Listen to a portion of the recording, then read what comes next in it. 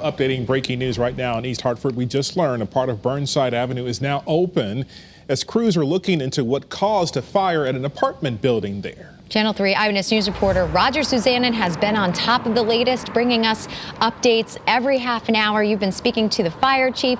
So what is the latest as of right now at 6:35, Roger? Well, Nicole and Wendell, good news certainly for folks who live in this area and drive on Burnside Avenue. As you mentioned, Burnside Avenue has reopened. But, you know, the truth is this fire could have had a much worse outcome because it played out with a pretty dangerous combination. It happened early in the morning when most folks are asleep. And also it happened in a condominium complex that is really pretty huge, about 50 units. But again, you can see behind me here, firefighters have left the scene. They're able to knock down the fire relatively quickly. And the best news of all, the most important news, no one got injured. And really just within the last half hour or so, most emergency response crews were able to leave the area. So again, that Burnside Avenue could reopen.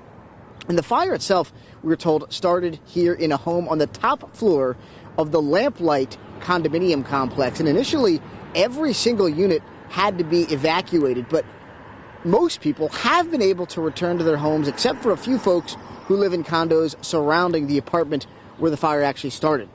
Fire Chief John Oates says firefighters and people who live here actually did a really good job making sure that everyone got out safely. Fortunately, no injuries. People evacuated when the fire alarm went off. The apartment occupant was able to get away. The fire's under investigation by the local fire marshal's office, and the apartment occupant is being tended to by our emergency management captain. And again, Burnside Avenue has reopened, but we're told investigators could be here throughout the day. So obviously, if you're going to drive in this area, be careful. Reporting live in East Hartford this morning, I'm Roger Suzanin, Channel 3 Eyewitness News.